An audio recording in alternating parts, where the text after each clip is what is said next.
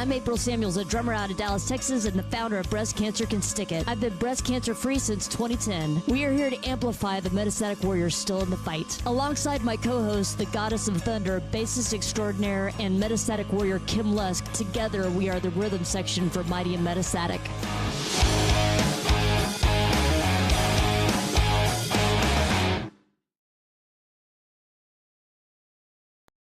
Before we begin, the information provided is for general educational purposes only and is not intended as medical advice.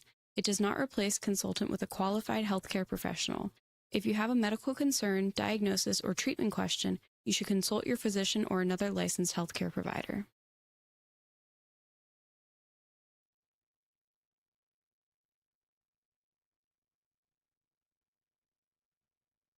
What's up, everybody? Welcome to another special edition of Mighty and Metastatic. This is a show that we started this year to bring a louder voice to those metastatic warriors in the fight against stage 4 breast cancer. And my co-host is here again. Kim, how are you doing, sister? I'm doing great. Good. My survivor sister April over here. So good to have you here in the studio. My friend here, Kim Lusk, the Goddess of Thunder, bass player extraordinaire. She is going through metastatic stage 4 breast cancer right now. So anytime she's able to join us in the studio, it's super special. So I'm so glad you're here. Thank you so much, April. I had chemo today and I'm here. I can't believe it, man. It's so crazy. Well, tonight we're going to be talking with a special guest this evening. Her name is Jana, and I'm going to remember her name really well because my mom's name is Jan. So that's how we're going to remember this. And she is a cool, awesome metastatic warrior as well. And we want to welcome her to the show today. Hey, Jana, how are you doing? Hey, Jana. Hi, April. Hi, how are you, Kim? Hey, I'm doing great. Thank you. Good. I'm great. I guess- That's our version of great. Well, I mean, every day is a struggle, but I guess all three of us are TNBCs, right? That's right. We are. Yeah. I was diagnosed in 2010 and been cancer free since 2011. And you guys are the real warriors of the story today for sure. So I'm grateful to have you guys both here. Kim, you were re-diagnosed in 23, is that right? Yes, I was diagnosed at stage 1 in 2023 and diagnosed stage 4 metastatic last year in 2025. Oh, wow, that's quick. Yeah, it was quick. So, Whoa, geez. but it's triple negative. So, triple negative is the most aggressive. So it just kind of went, oh, I'm not through with you yet. And I went, oh, yeah? Well, you're going to have another fight on your hands then. Yep. I don't know about you guys, but when I heard my first diagnosis was in 22, and the oncologist came in the room and said, it's triple negative. And I was like, yay. And she gave me this look like, that's not. She's like, you did not get She's the like- memo, did you? Like, hey, it's negative. Yay. Yeah, negative. Yeah, that means it's less something, right? Yeah, it was a And then I shock did the too. research. Yeah. So for those watching, I try to keep people up with what's going on. So everybody who's watching here on our Mighty Metastatic broadcast, triple negative breast cancer means that our breast cancer did not respond to hormones. So it was progesterone negative, estrogen negative, and HER2 negative. So we don't respond to hormone treatments, which one thing that's good about that is you're not generally on hormone treatments beyond when you have your chemotherapy. And the chemotherapy works better on early stages of triple negative breast cancer than other types of breast cancer. But the problem is triple negative is more aggressive, more likely to recur. All the things you don't want to hear about, and you guys are living proof that is in fact true. But Jana, I was wondering, could you take us back just a little bit to your original diagnosis and kind of get us up to speed on when you were first diagnosed and how you got to where you are today? Well, sure. I had my dream job. I was a personal assistant for a gentleman named Robert, and he worked in the Bitcoin space. He had a podcast called What is Money? And I was in Florida, he was in Hawaii. So trying to schedule appointments was extremely difficult.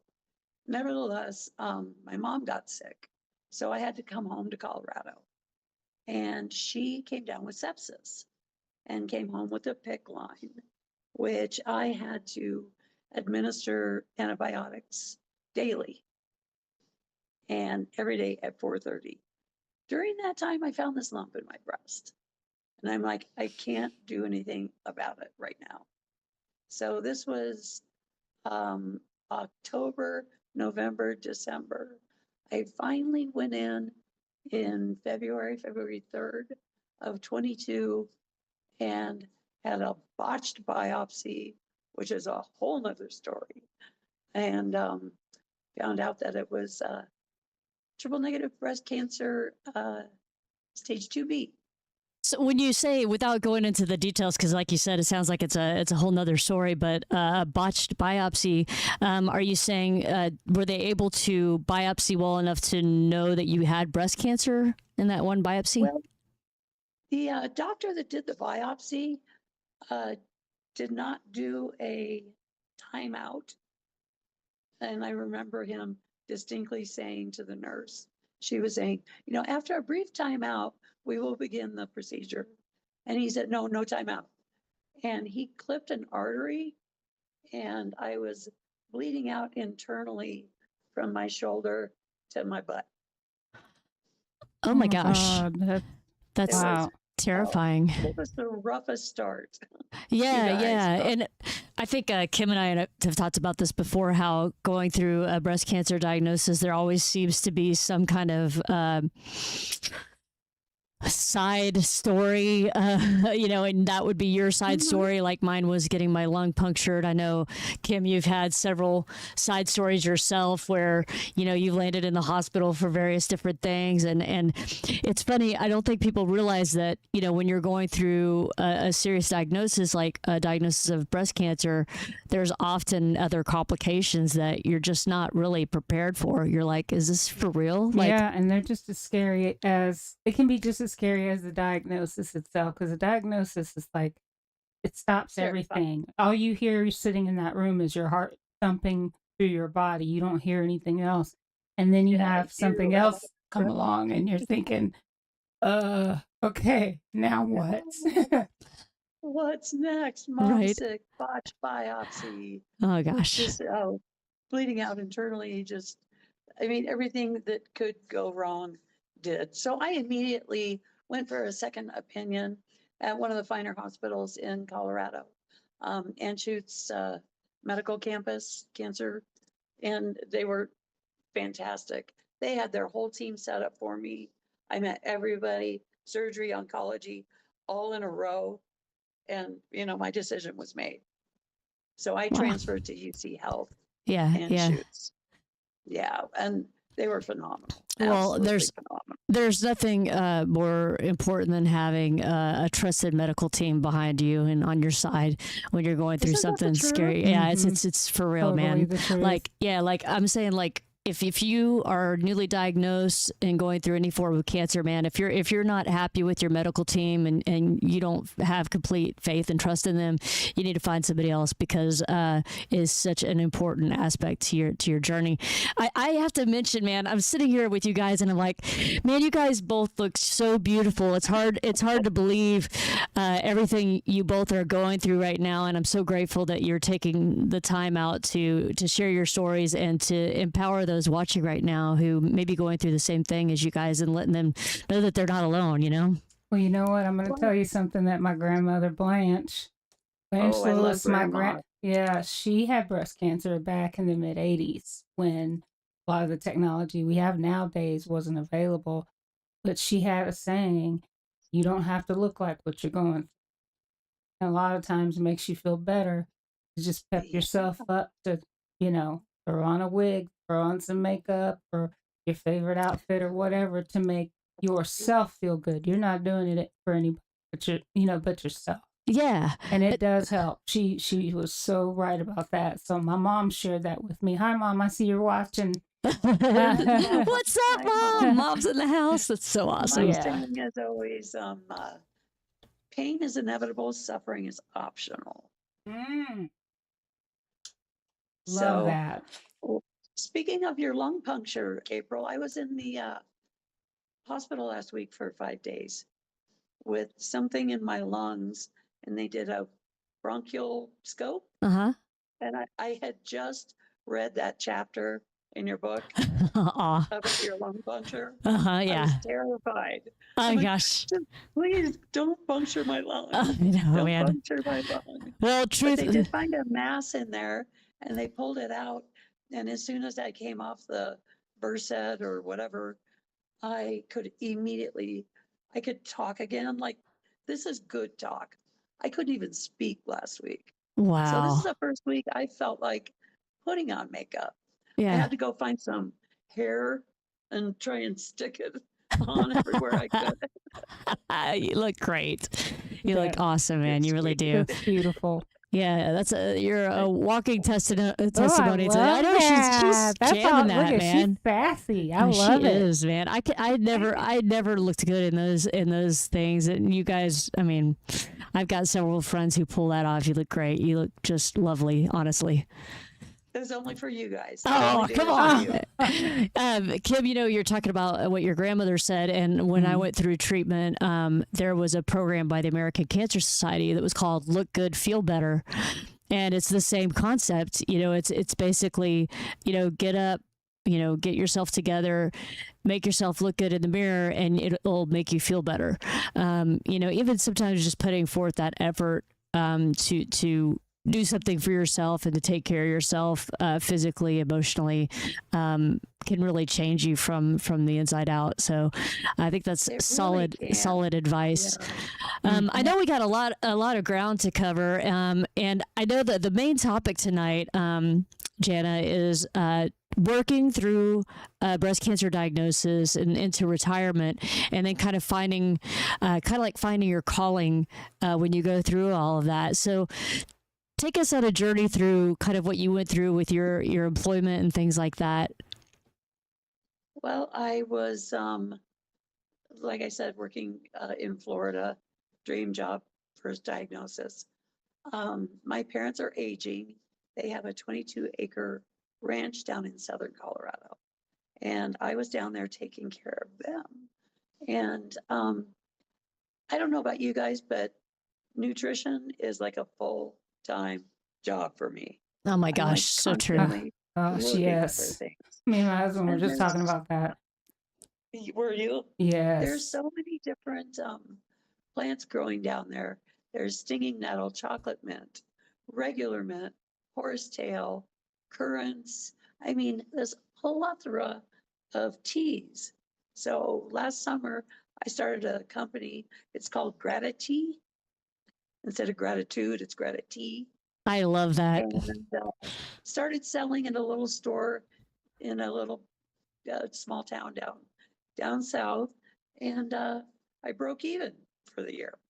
Yay. Where's this little town that's down awesome. south? Is that what you're wondering? Yeah, Like where? congratulations. Where can I get some? Hey, where can we get some? Well, unfortunately, the Trodelvy that I'm on for this protocol for the metastatic piece has me indoors. I can't be outdoors. I can't touch plants. I can't garden. I can't do any of it. So I'm going to have to wait till next year, but I will get you some. So, but you mentioned that it was in a little town in South Texas where you started this. What was the what? Southern Colorado. Sorry. Oh, Southern Oh. Colorado. Okay, gotcha. Yeah, in a small town called La Vida, Okay, which Very means cool. the vein, gotcha. I guess. Yeah. Very cool. So yeah, I got to start a tea company, and it just, you know how God works, Yes. and it just fills those holes, those gaps. I didn't know what I was going to do. I've been on disability for 4 years. I was going into my 4th year when I was metastasized. So I was almost to 5. I I've heard so many people say that they hit that 5-year mark and were re-diagnosed or got so close to that. And it's got to be heartbreaking for that to happen in that way. I remember there's somebody who's on our breast cancer constituent, one of our committees, and she was diagnosed many years ago, and she made it well beyond the 5 years. She was at the 10-year mark, which she had a recurrence, which isn't very common at all. So I know for a lot of us, it's always kind of in the back of our heads, and that's why I feel like talking to you, Jana and Kim, about where you're at, it kind of helps us not to be so scared when we can hear straight from you and kind of learn from your experiences and how it's changed you. I know before the broadcast started, Kim, you and I were talking about how much it changes your perspective, and how we think it sucks that you have to go through something so enormous in order to gain that perspective. And that's another one of the reasons this show, I feel like, is so important, is it's to remind people, hey man, no matter what's going on with your life, now's the time to live it. There's no reason to be putting it off, right? That's exactly right. It's interesting because you think, oh, I'll do that vacation next year, or I'll do this. We'll eat on the good china when we have a special occasion. And it's just like, no, we're not going to wait. We're just going to do it today. We're doing it today because, and Jana, you know this. Now I'm more focused on today. I'm not, I'm not focused on tomorrow or last week. I'm focused on today. It's like it starts when my eyes open. I hear the birds singing in the morning, and I'm like, we made it another day. Thank God. All right, what are we gonna do? What is the body gonna let us do today? I just think that's so rad. That is so rad. Yeah, my first is thank you for the air in my lungs. Mm-hmm. Just wake up with gratitude, and you can't be sad. Yeah. Unless you're, I don't know. I felt like crap from the beginning of treatment. Like I was down for 5-6 days at a time. It was worse than the Red Devil. It was, oh God. Now, are you doing Trodelvy? I have Trodelvy, and I'm also doing a now that I'm on here now, I can't think of the name of it. Chemo brain. Use it. That chemo brain. There you go. Immunotherapy. So I have to have that. In fact, I was neutropenic all last week and in bed. And, they told me you're a smidge away from being in the hospital. That's so crazy, Kim, and yet you're here, and every time you're here, I'm always just like, I mean, you're such an inspiration to me. But I always like to do this. Forgive me, but I'm like the dictionary or the translator for people. So neutropenic is when Kim's white blood cell count was too low, right? And so dangerously low is how they described it to be, which makes you very immunocompromised, very susceptible to illness. And if you are to get sick under those conditions, it can be, I mean, quite frankly, deadly. Yeah. And so, really and this is a side effect of chemotherapy is chemotherapy kills all fast dividing cells. It doesn't care if it's good cells or bad cells. And in this case, white blood cells are fast dividing cells. So chemo often destroys those, which makes people very immunocompromised when they're going through a chemo treatment. So neutropenic is a serious thing, man. It's bad. And imagine being on 3 different antibiotics simultaneously. So they attack so you have an antiviral, antifungal, and an antibacterial. And you're taking all 3 pills twice a day for 7 days. So that's too much. As if that wasn't enough, that he smacked that on top of it. Yeah. And then they go, okay, now you're going to have immunotherapy. So your body's going, what? You're like, who's on first? Who's on first? Yeah, no kidding, man. Gosh, so severe. Yeah. So severe. So, Jana. Go ahead. Oh, okay, cool. So you talked about gratitude, right? Gratitude. Gratitude. Zometa. I'm sorry, I didn't mean to hop in like that. No, go I ahead. have Zometa. No, that's fine. That's what I have. So, when I'm foraging around down there, at the ranch, that's how I got this lung issue. It's not cancer. It's not chemo related. It is because of, rodent droppings, snake droppings. I mean, we've got rattlesnakes, we've got rats. It was all of the environment that made me sick. So I think I've been sick since like December. Wow. Not having cancer, but I think it was a contributor Right. to the metastasization. Yeah, know? like you were just more susceptible to illness and kind of that Right. kind of hung on and got you. So I am forbidden to go see my mom, which is just brutal. I'm sorry. That's got to be hard because when it's mama, Yeah. I I promised her I would do everything in my power so she could die in her home. And I can't go down there. Oh, sorry. I wasn't No, gonna do it's. it. I mean, apologize. this is real, man. This It's is. real. Yeah, It's and real for sure. I mean, I firmly believe this, Jana, that our parents know and feel us regardless of where we physically are.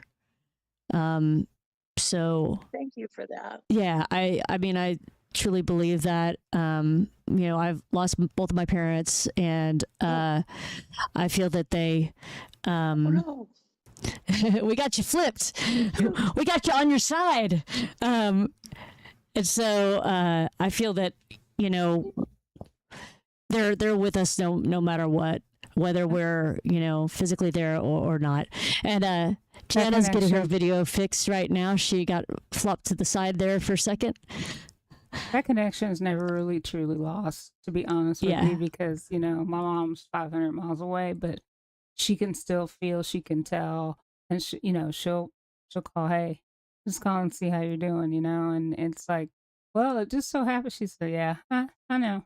Yeah, They can feel that, your parents feel that, and even even when your parents are gone, like you said, Yeah. and I lost my dad, and I know you've lost both your parents, and I'm just gonna tell you, my hat's off to you, April, because you have been through it, and you're so resilient, and you inspire others that are going through things like that, and just you're amazing. The feeling is mutual, Shirley's man. amazing, man. Thank you. The feeling is mutual. I mean, I appreciate that so much because I look at you and you're one of my greatest heroes.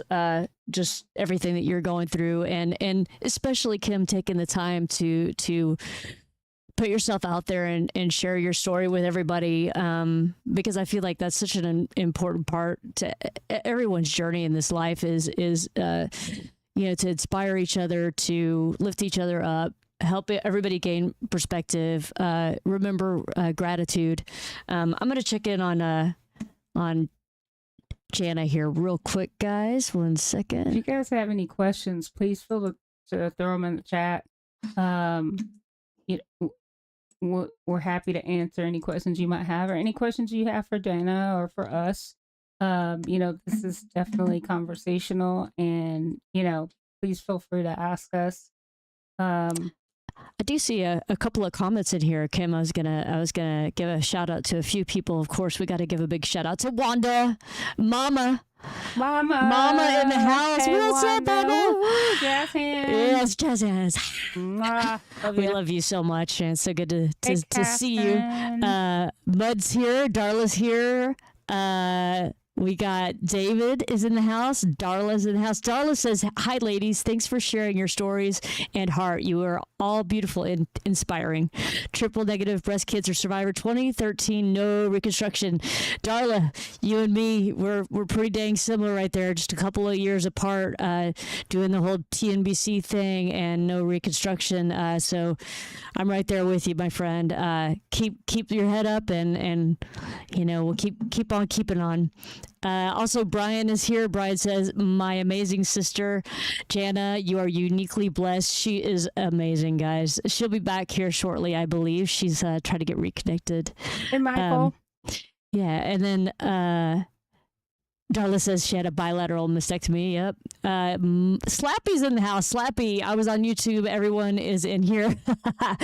Yes, just for those watching right now, we haven't done this in a while. We're going to go back to streaming on multiple channels at one time. So tonight we're on Facebook, LinkedIn, YouTube. I believe we're on Twitter maybe. Next time we'll be on Instagram as well. And then, here she's coming back right now, guys. And then we also will be rebroadcasting this to Spotify and Apple Podcasts as well as Podbean. So we are everywhere, spreading the word about metastatic breast cancer. And Jana's coming back on. Hey, Jana, I can hear you. I can hear you. Yep. Let me wait for your picture to come back. Yes, I can hear you. Yes. Hello. Yes. Hello. Yes, we can hear you sing you. the Welcome Back Carter theme? What's that? Welcome back. Welcome. Dreams are your ticket. We Okay, can I'll hear her, stop. but she cannot hear us. So we'll keep cruising along until she can hear us again. But yeah, I mean, one of the things that she was talking about, Kim, was retiring when you're going through breast cancer. Could you speak to some of that a little bit? Absolutely. Yeah. I remember getting, thinking in the moment that, okay, workaholic, overachiever, so I was 90 miles an hour, 1,000 miles an hour, Mach 5 with my hair on fire, thinking if I keep working, it'll keep my mind off of it, right? And so on and so forth. And that's, once those treatments got to a point where they were more regular, I was like, yeah, this isn't going to work. And on the advice of, family members and a doctor when I was in the hospital for an infection for a week, it was like, this is a wake-up call. So it was that perspective that brought me to, I need to just go ahead and retire. The corporate life is just not the life for me anymore, and it's time to focus on me. So, it was, I stepped away and never looked back. And though I liked what I did, loved my job, it was like, no, it's got to be about me now. Yeah. Just like putting all your focus on yourself and your own health and your life, putting that above everything else. And I mean, clearly you feel that was the best decision for you, right? I do. I really do. I don't regret it. Initially, I was, a little, how can I say this? Upset, mad, angry. It's like I worked hard to get to where I was and was accomplishing a lot of things, really, helping a lot of people in their careers and things like that. And, the bottom fell out. And it's like, you never know when things are going to change. And though I resisted initially, that hospital visit for a week opened my eyes to some things and, really forced me to think about, hey, I need to live for today. I need to take all the trips I haven't taken. I was supposed to go to Europe, but when I got diagnosed, our doctor said, we need to start you on chemo now. We don't have time to wait. I was within a few months of not being here anymore. So, wow. Yeah, I asked. I'm not afraid to ask. So I asked, and I went, okay, guess we'll postpone that. So, it's things like that. Everything kind of, accumulating and knocking on my forehead, my hard head, saying, hello, you need to start living. You need to start doing things for you because you don't know what's around the corner or when it's coming. So, hey, let's get to lifing. Let's get to doing fun stuff. Yeah, and I want to make sure everybody who's watching right now, I see other folks have joined. Hey, Ashley, what's up? That everybody's hearing this loud and clear. Like, don't wait for some catastrophic moment like what Kim and Jana are going through, to wake up and smell the coffee and realize, hey, it's the time to live is now. Take the trip, eat the cake. Yeah. Eat on your wedding china in your dining room that you don't use. Right, exactly. Or if you're not going to use it, sell it. What are you holding on to it for? You know what I mean? Like that whole thing. I'll just say poop or get off the pot to keep a little bit clean. But do your thing that way. Jana, are you able to hear us at this time? Okay. I I can hear you. Can you hear me? Okay. Yep, we can hear you too, and you're live like yay. Channel 5. We just don't have your video, but that's okay. We're still having you go through the broadcast, Okay, so we good, still have your good. voice. But yeah, we're talking here about retirement and kind of how that changed you and how your diagnosis took you through that. Well, I think this is gonna take me right up to retirement.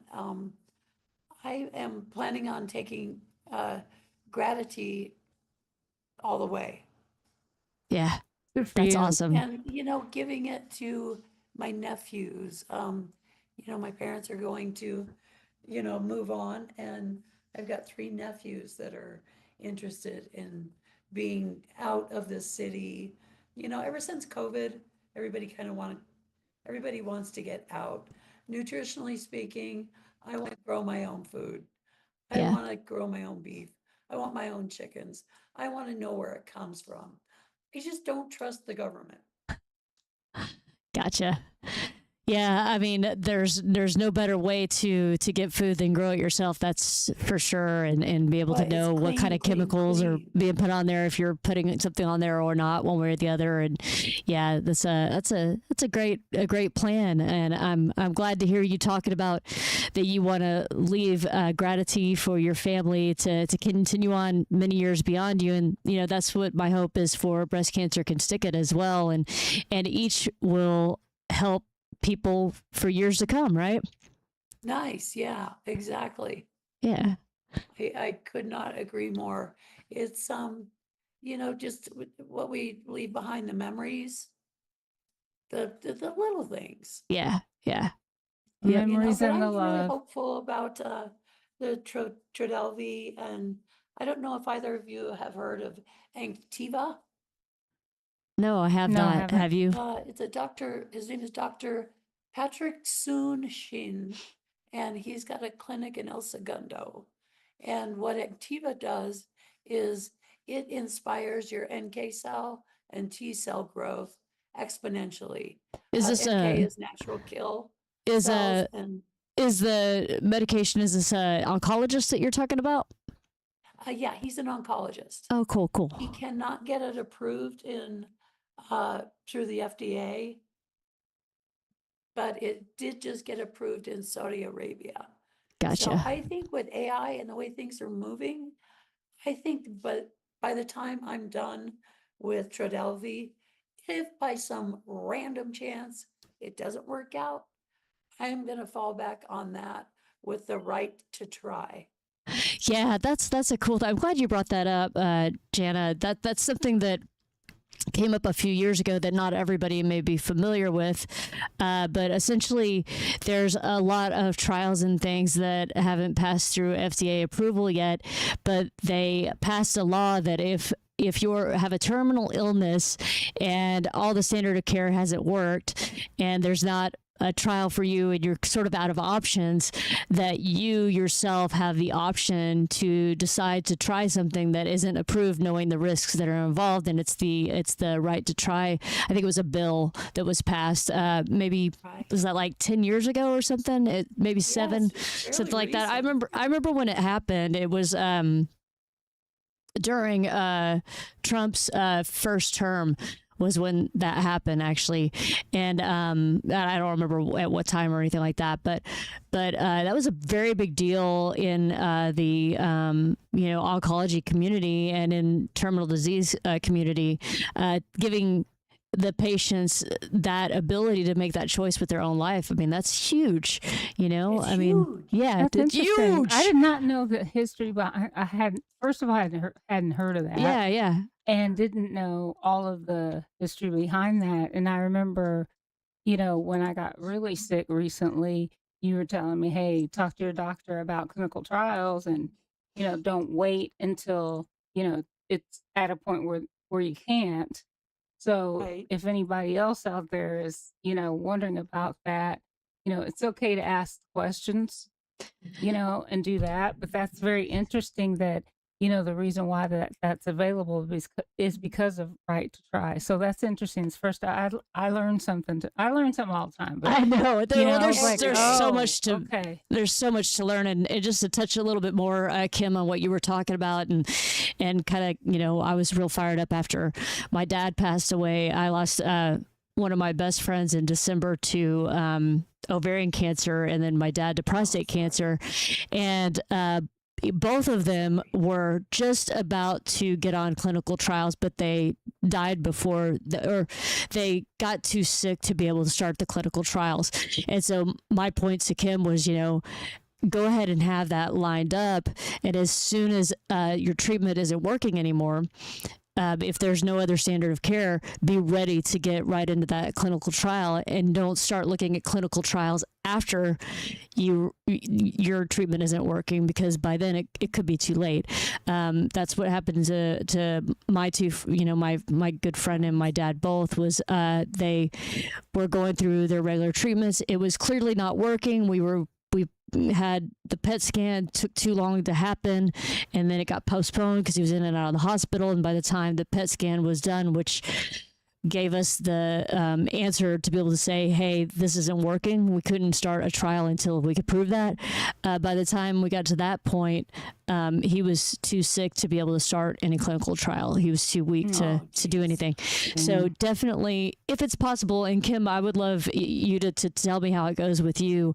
You know, if it's possible, when you're in treatment, and, you know, even though it's working, you know, if you can get lined up to know what clinical trials are in line for you, so that if you need to pull that trigger, you're ready. I'd love to know if that's feasible for you to actually do that. Yeah, we had a good yeah, I definitely will. My oncologist is on board with that and agreed. And you know, he's always impressed with my questions, and then, you know, and I told him, I said, this isn't something that we're a team, you know, and I just, my oncologist is amazing. The entire care team, they're amazing. And so when I brought it up, he said, you know, interesting, you should ask, because a lot of people either don't, or they wait until we can't, that's not even going to work. And they're end stage.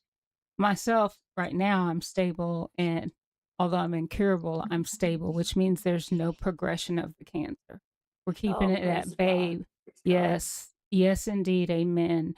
So I'm hoping to stay that way, you know, A long time. But I'm glad April brought that up in terms of the clinical trials, because, you know, you think, all right, do I have to be in hospice for that? No, you don't want to get to that point. No. So we've already done some paperwork that is kind of like a precursor to that for my oncologist to be able to say, okay, here you go. This is what we're going to do. Pull the trigger. Let's get it going. But he said right now, stable. We're stable. Yep. So let's stick with what we're doing. Oh yeah, 100%. You know? 100%. That's the best news you can get as a metastatic cancer warrior like y'all, is stable. Mm-hmm. I mean, that's what you want. Shrinking's nice, but stable. Yeah. Shrinking and cured is the goal. Yeah, you know? Cured would be great. I realize we got going a little bit, and there's a few comments here in the room, and I want to be sure and read these comments from folks. Cheryl says, Mom is watching you. Keep sharing, and keep sharing. You are helping others. God bless. Thank you, Cheryl, so much for that. Lisa is in the house. She says, I worked with Jana in Colorado over 25 years ago. She was beautiful then, and she's no less beautiful now. True story, Lisa. It's awesome. Lisa. Karen Karen says, you rock, Jana, and I loved seeing your guitar background too. I grew up across the street from Jana. That's very cool. April, you know my friend Karen Newell. Oh my gosh. It's a small world. Isn't that It really wild? is. Yeah, that's She was crazy. like my first friend. I remember when she first got her very first drum kit. Wow. That's crazy. Nice. Drummer chicks rock, Isn't that man. wild? Yeah. Oh, Aaron says, great information, Jana. Brian says, gratitude for the air in my lungs. Beautiful. Gratitude and complaint cannot cannot coexist. Well said, Jana. That's awesome. Oh, that's my little brother, Brian. Hi, Brian. That's awesome. Hey, so we got Wanda, mom. We got Brian, brother. That's very cool. We have Jessica in the house. She says, love you, banana. Yes, Jana, banana. love you. Bo Bess. Jessica says, so proud of you, Jana. Always on the bright side and a heart full of Jesus. So cool. Oh, Brian says, I remember you, Karen. You were a drummer. once a drummer, always a I drummer. know, and drummers are really hard to forget. They're just very loud and obnoxious. Yes, let's do this. That's how we roll, man. Charles says, Jana is the best. Much love from Virginia. Thank you, Charles, for tuning in.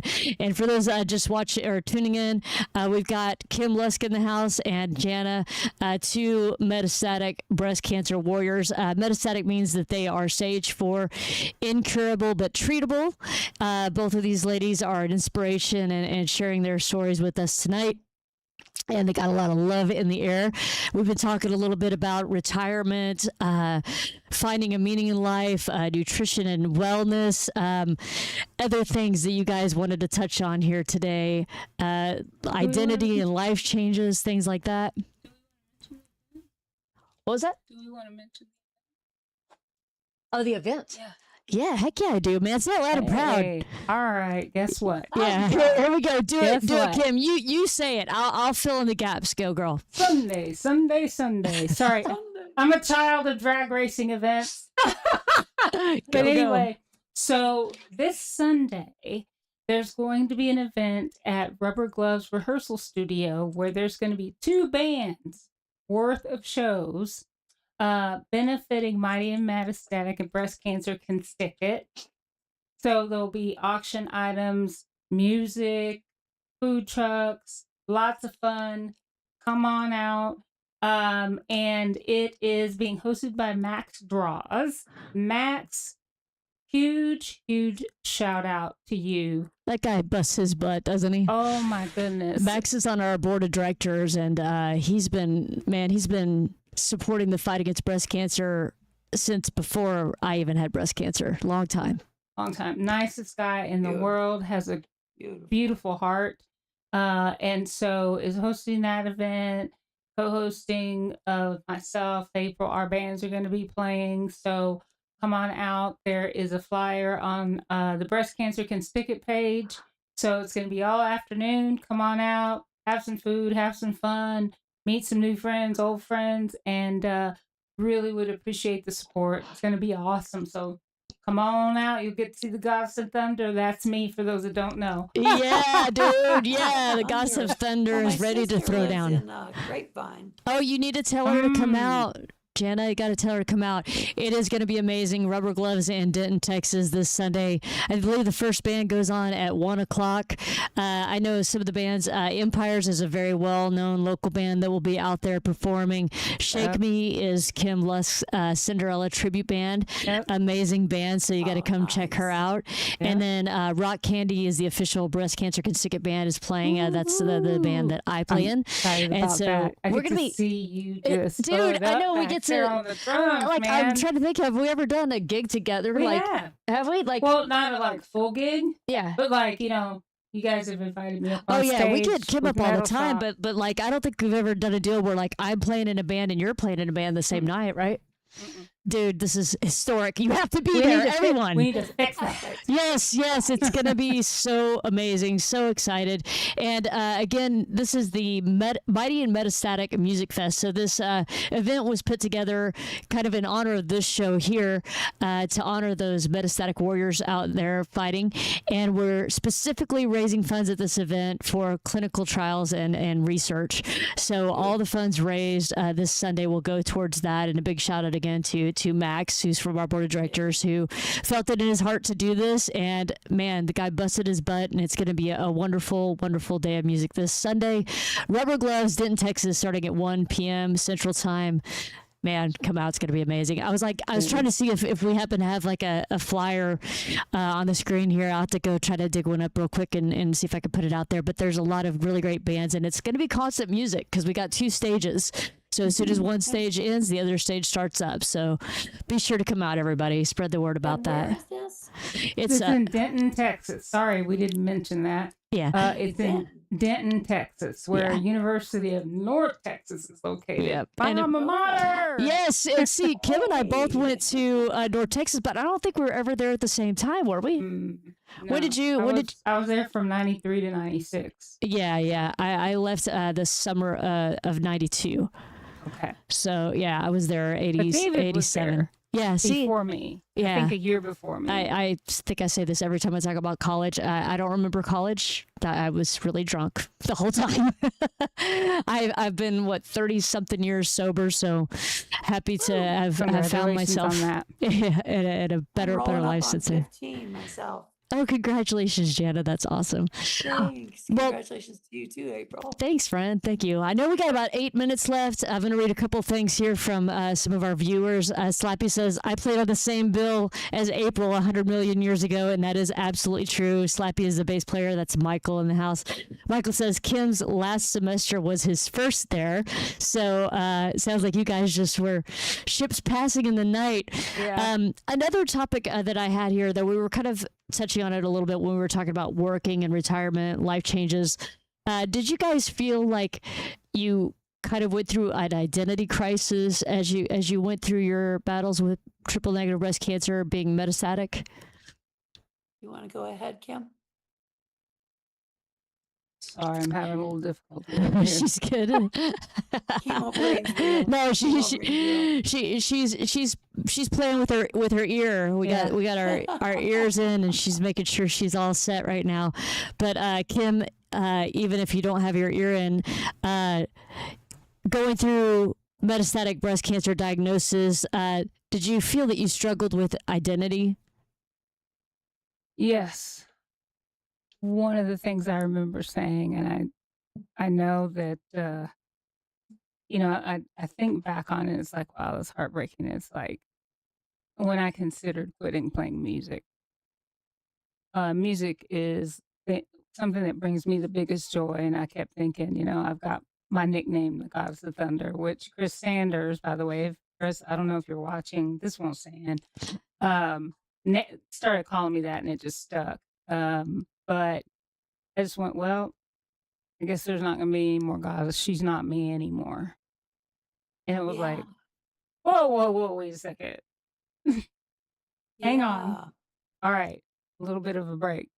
I wasn't giving myself grace. And then, having to retire from my job, now what am I going to do? And it's like, who am I now? My body doesn't work the same.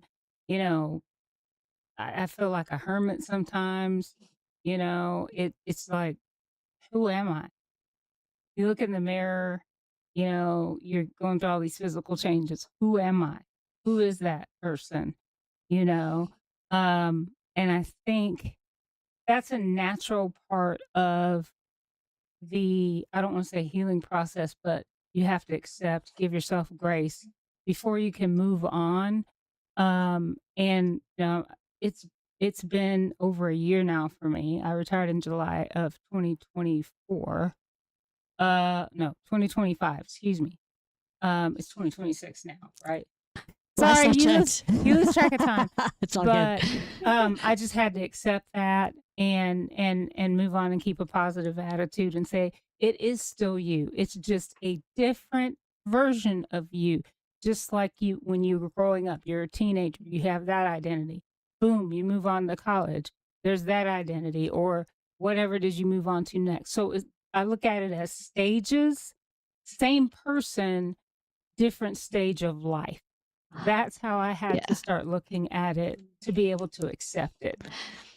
I think identity crisis can happen in a multitude of ways in your lifetime, whether it's something going through something turbulent like what you guys are going through, or like I remember it was 1995. I was without a band for the first time in my career of drumming, and I felt lost. And I was like, I'm not a drummer right now. I'm just April. What am I, or whatever? And I remember this thing that my friend told me, and it stuck with me all these years. He said, whether you're playing or not, you're always a drummer.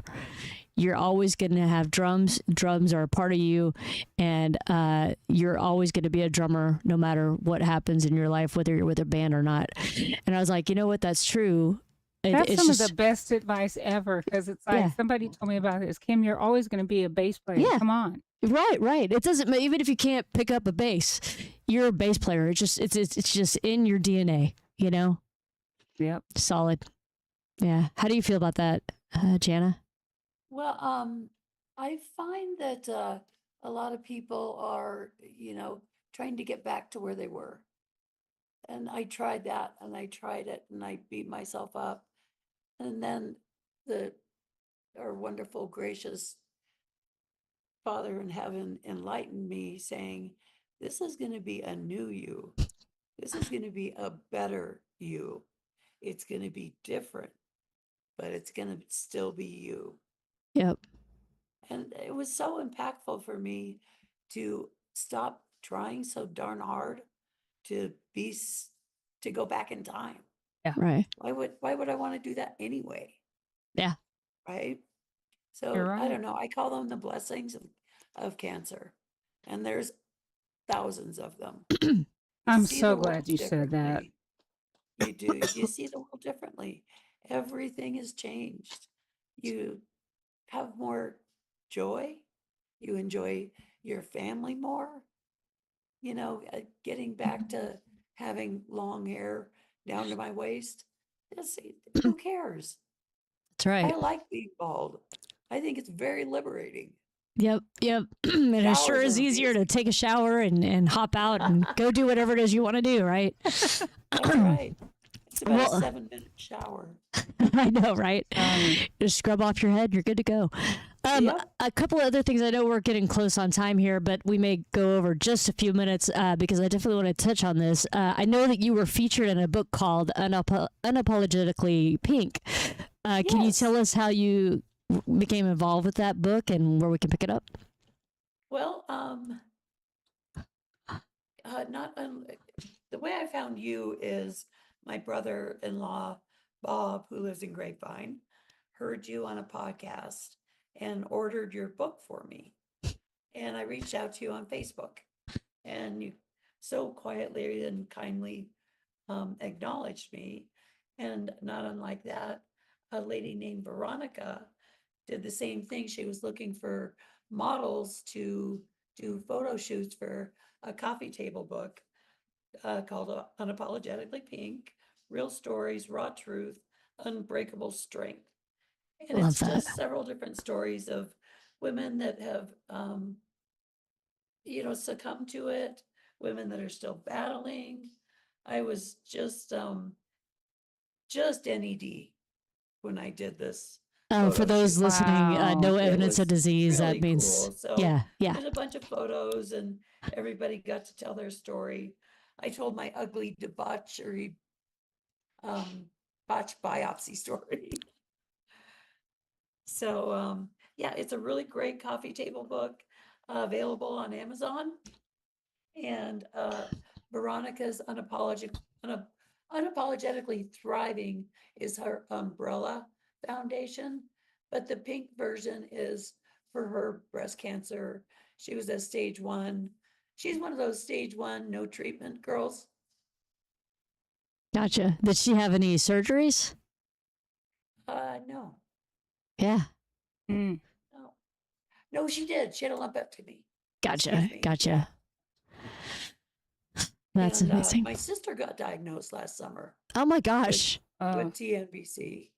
Have you done the Also had a lumpectomy, and she just met with her oncologist, and she is she's cancer free, and her oncologist gave her those wonderful words of keep doing what you're doing because it's working. Yeah, yeah. Have you done the genetic testing, Jana? Yeah, we both got genetic tested, and we're both negative. Or yeah, they and I always say this every episode too. I think just to keep continuing to spread the word. But if you have been diagnosed with any form of breast cancer, be sure to check back with your oncologist every few years and see if there are new genes that they're testing for, and get tested again periodically, because they do find more and more genes associated back to breast cancer. So like when I first did it, I swear there was like 4, and now there's like 48 or something, maybe 50. So they're finding new genes all the time that come back to it. So be sure to follow up and get tested again, because more than likely there is some genetic connection between you and your sister, and they just haven't found it yet. Yeah. I did not know that. That's really helpful. Yeah. It's a really good thing to know. And also, if you're a breast cancer survivor out there and you have not had the genetic testing, I highly encourage that you do that. It can be telling on a lot of things, not just for yourself, but for your family. For example, if you are tested and it shows that you have a very, very high risk of ovarian cancer due to the gene that they find, then you may want to take additional proactive steps, and also just let your family know in case there's something that they need to do. They might need to be getting screened more frequently. So if they're at higher risk for getting some kind of cancer, that it can be caught at the earliest stage possible. So genetic testing is a big thing in my book that everybody needs to be sure to men do. can get Absolutely. it too. Yes. Absolutely. Yeah, but it's a very, very small percentage. But yes, men can. I've actually met a few men who have had breast cancer before. All right, I know we're a little bit over. And thank you to talking to you guys all night. I know, dude. We're having This too is much so fun much here. fun. I know. There's a link to the book in the Yes. chat. Yep. So if you're interested in picking that up, and it just sounds great, and I know I'm going to get a copy. It is in the chat, so you can just click on that link and it'll Wonderful. bounce you over to where you can pick up your copy. Yep. That's awesome. Thank you guys so much. That's yeah. so sweet. I'm going to I read know a couple. Veronica will appreciate it. Yeah, I'm going to read a couple other comments real quick and we'll close it out. But Wanda says, "You are and will always be the goddess of thunder. Never let cancer steal your thunder." That's awesome. Wanda, you're the best. We love you, Mom. Keep fighting and stay strong, Jana. That's from Wanda as well. That's Mama. Oh, thanks, Wanda. And I want to say hi to Mandy, who's in the house right now. Hey, Mandy, thanks for watching. I think we talk about this a lot, but if you had to choose one thing that going through a cancer diagnosis has taught you, what would that be, Jana? I'm sorry, I didn't catch that last part. If you had to pick one thing that going through breast cancer has taught you, what would you say that is, like the most important thing? God is bigger. God is always bigger. Love that. How about you, He's Kim? bigger than cancer. Yeah. He's bigger than my ego. He's bigger than my hair. God's always bigger and Amen always to has that. better answers. Love that. Amen to Love that. How about you, Kim? You know what? I'm going to piggyback off that because, God is, my faith, my healer, and he's got big plans for me. And, faith is everything. Yep. Faith is everything. I'm going to say faith and attitude are everything. And, Absolutely. that's what I have. That's what I got. Well, I have a quick question. Oh yeah, go ahead. Did Cinderella play that song, Sister Christian? No, that's Night Ranger. Look Oh, at us, Night the Jeanette. We rock. We're cool.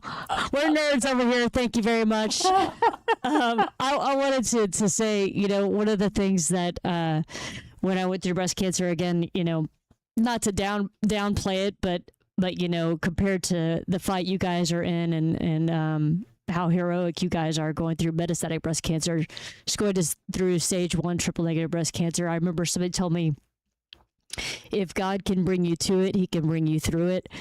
And that still rings true to me every day when I'm going through any kind of trial or tribulation, obstacles in life. Just remembering that. The bottom line is, though, all that goes back to attitude and perspective, and it's all kind of this one big clump of great positivity that we got to keep in our lives, guys.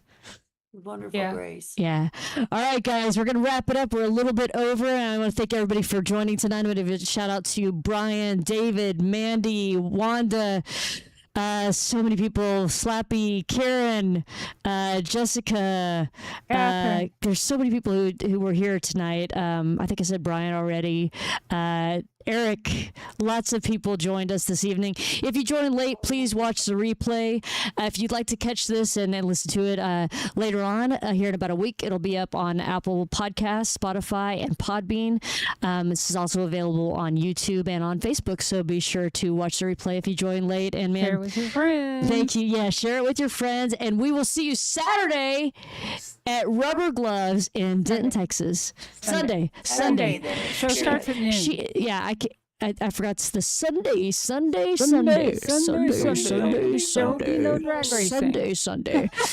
August the 9th. And please correct me loud and proud, Kim, if I screw this up. And it starts at noon, goes till 8. Many bands are playing, a couple of which are Kim and I are in. Kim is in Shake Me, a tribute to Cinderella. And then I'm in Rock Candy, the official breast cancer can stick it band. So come out Sunday to Rubber Gloves in Denton, Texas, noon to 8. And it's going to be a wonderful, wonderful time. And trust me, it's a very meaningful experience anytime you come to a breast cancer can stick it event. We're going to have a lot of survivors there. And just trust me, it's a very passionate and meaningful event for sure. And a silent auction. Yes, and Now, an is auction. that the best way to It's support going to be you, awesome. April? Did we Is get the flyer to throw in the chat? Say that again, Jana? I said, is that the best way to support you, or is there other options? Of course, breastcancercanstickit.org, and it doesn't support me per se, but the cause, breastcancercanstickit.org. It's okay. And if you go to breastcancercanstickit.org, there's an opportunity to donate there. One of the best things that anyone can do is sign up for our monthly donation program. I really encourage you to do that. I've done it for many, many years myself. But you sign up for a monthly donation either through Zelle or PayPal. The different options are there for you, and help us continue to fight breast cancer in a multitude of ways. For those who aren't familiar, we fund research and trials, mammograms for uninsured or underinsured individuals, and financial assistance for breast cancer treatment. So we've raised nearly $800,000 since 2013 in the fight against breast cancer, using primarily all volunteers. So really appreciate y'all's support. And thanks for plugging that in there, Jana, and saying, hey, how can we help the cause? Yeah. It's awesome. I might need a flight to Saudi Arabia. It sounds like you might. Do that right to try thing, man. That's where you'll be. Yeah, right to try. You got this. I'm watching flights. Trust me. Yep. All right, guys. Y'all have a great evening. Jana, thank you so much for joining us tonight. Kim, as always, so lovely to have you. I love having Kim in the studio. Is such a blessing. And Jana, let's do it again sometime, okay? Let's do that. All right. You take care and have a great evening. Jana. Nice to meet you. Okay, you too, Kim. Good night, everybody. We'll see you out on the magical interwebs. Bye-bye. Stay cool. Mighty Metastatic is produced by Izzy Simonian and hosted by April Samuels and Kim Lusk. Brought to you by Breast Cancer Can Stick It, an official 501c3 nonprofit raising funds for mammograms, research and trials, and for financial assistance for breast cancer treatment. For more information, visit breastcancercanstickit.org.